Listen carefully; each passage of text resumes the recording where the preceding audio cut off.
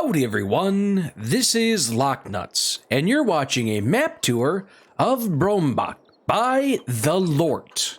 Hopefully you'll stick around to see what happens.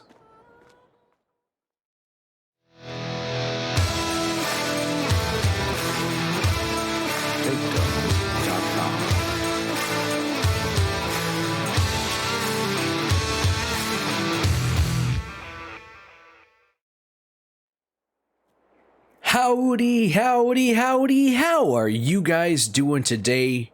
Oh my goodness, I tell you what, today we get to go on a map tour of Brombach by the Lort.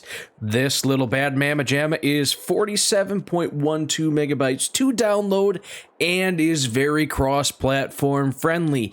It also has the requirement of the Bavarian Farm Pack, which is 62.78 megabytes to download.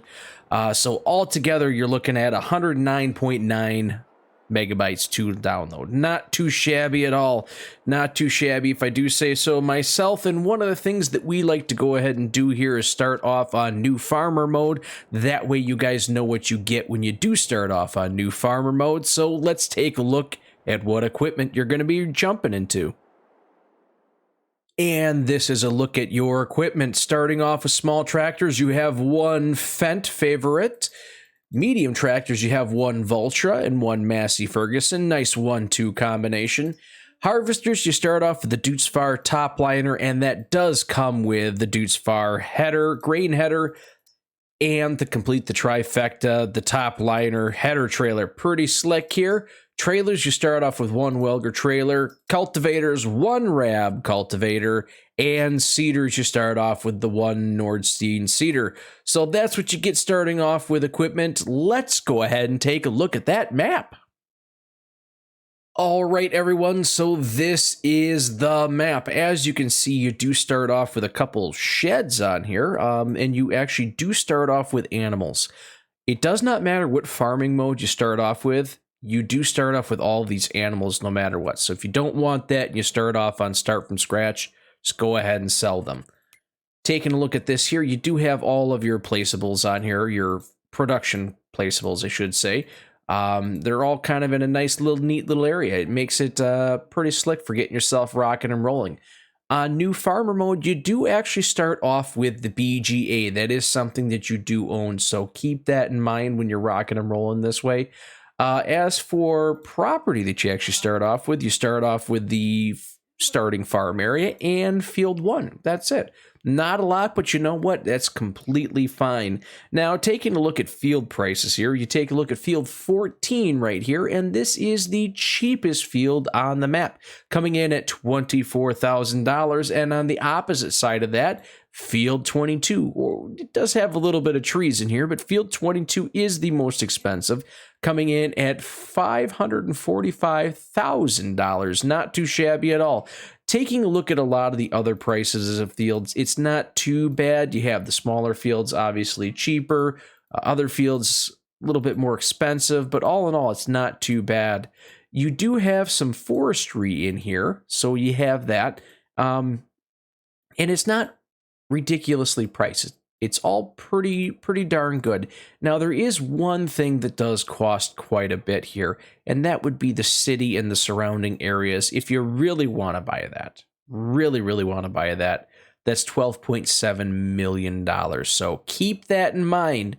If you really want to set your sights high, that's a potential thing for you. So with that being said, guys, let's go ahead, jump down on the ground, and take a look at what this map looks like from the first person point of view.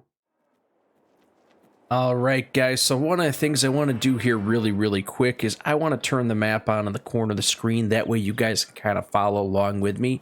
So all the buildings here, everything that you're seeing out here is from that Bavarian Farm Pack. So it is very crucial to go ahead and get that. You don't get that pack, that none of this stuff is here, and then there's no farmyard for you. This map is actually based on a real place in Middle Franconia, so that's pretty darn slick. I always like that when the maps are based on real locations. It kind of gives it that layer of, well, realism. It helps with like a story, if you will. So it's not a very large farmyard, but that's quite all right because the map isn't super big. It's big enough to go ahead and do all the little bits and pieces, things that you got to go about doing. But, I don't want to get myself smashed here. It does give you that sense of, I guess sense of feeling is the best way I can take a look at it. It makes it feel like it's a vibrant area, vibrant town. Now, there are contracts available here on the map. There are collectibles. I have not found a collectible yet, so I can't tell you what they are, where they are, but one of the things I did want to come and do here is I wanted to go ahead and show you this is where the shop is here in town. I did go ahead and just buy this truck and then spawn it to have it come right back here. Reset it, I'm sorry. I did reset it and it does come right back here for the reset point. So let's go ahead and get ourselves driving around here. I'm going to take a quick little run over here first, I guess. Now, I do apologize if this does bother anybody, but one of the things I like to do is I like to drive on the fields. I think it gives us a better sense of, you know, what the fields really do end up looking like. Now, this little area over here is kind of a neat little feature here. It almost feels like, to me, like it's some sort of, I don't know, potential mining area at one point. I was kind of screwing around on here. I kind of used it as like a little racetrack. I don't know whatever you guys would want to go about using it for, but it is kind of a neat little feature here to potentially go ahead and plant some trees up on here. So be not a bad place for it. Or you can just do what I'm doing. Just goof around on it for all, for all it matters. Now, coming over here, kind of driving by the town here, this is that little area where you have all of the production. Let's get out of the way. Get out of the way, I'm sorry. You do have all the production facilities in here. I just kind of wanted to go through this really quick. I don't normally jump and touch on all this stuff, but as you can see, it is fairly spread out. It's a nice little spot to get yourself back over here. You can maneuver around, you can bring semis in here. It's not going to be much of an issue at all. So with that being said, let's go ahead and kind of continue on through here. We'll take a quick little look at the forestry areas. As you can see, it's not too bad. Now, I have taken a peek at some of the other forestry areas. I'll see if I can find the exact spot that I was looking at before. I think this might be it. Even though it does have some forestry happening here, you do have these spots that are wide open. You have lots of grass there that you can cut. It's not necessarily a super thick forest, but it does give you some options for going ahead and at least cutting down trees and potentially, making a go at it over there. It definitely does kind of seem like a nice little spot for that. As you guys are seeing, there's our hill that we were goofing around on. As you guys can see here, the map is pretty flat. There's no way of getting around it. It's a flat map. But it does have those little areas for goofing around on. But that's not what I was getting at here. It is a flat map, so you don't really need to upsize equipment to kind of compensate for hills. If you have an implement that requires 100 horsepower, you're not going to have to upsize it just to go up and above the horsepower requirements. Just to get up the hills, do the normal work that you need to do. It's not going to be required here, so you can go ahead and freely do whatever the heck you want.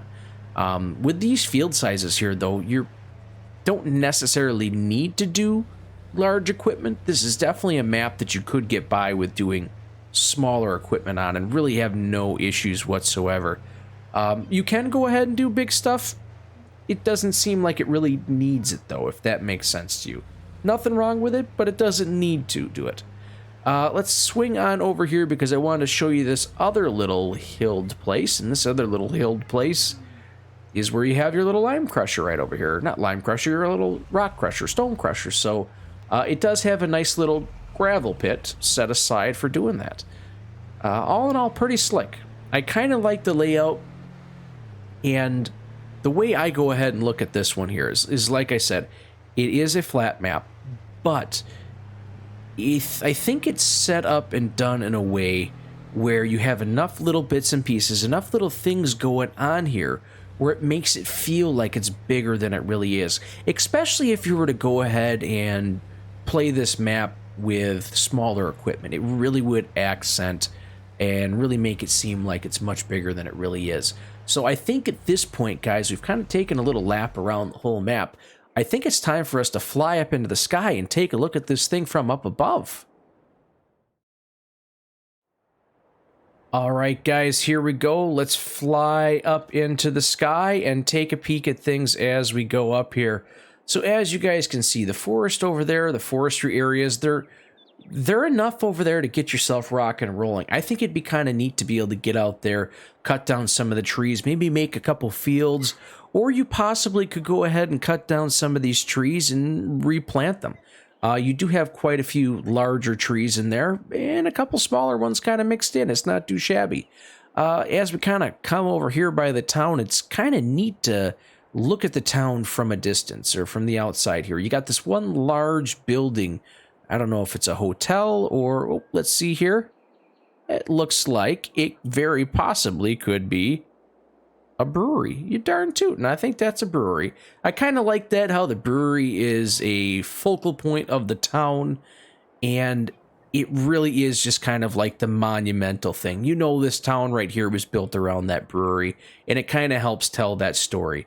That was one of the things I was getting at when I was saying that even though the map is a smaller map, it's kind of a flatter map, it really does have these little bits and pieces that make it seem like it's a larger map. And I think those little details, those little touches really hit home and really help add to the flavor of it, the nostalgic of it. All in all, guys, this is pretty darn slick. I'm a fan of these smaller maps like this. I think that gives map makers the opportunity to spend a little bit more time and detail on the little things. And I think that was done here very, very well. If you guys really like this one, go ahead and share this with someone that you really, really like. I think maybe somebody who likes beer. I don't know. I'm just throwing that out there. Smash that like button. Subscribe. It really does help out a ton. Hit that notification bell. Oh my goodness. Make sure it's turned on and set to all. Son of a gun. I tell you what, guys, I think I might be jumping on this one. This one seems pretty good. Comment down below. Let me know what you have to think about it. What do you think? What would you start on? How would you go about tackling this map? Guys, it's been fun, and it's been very real.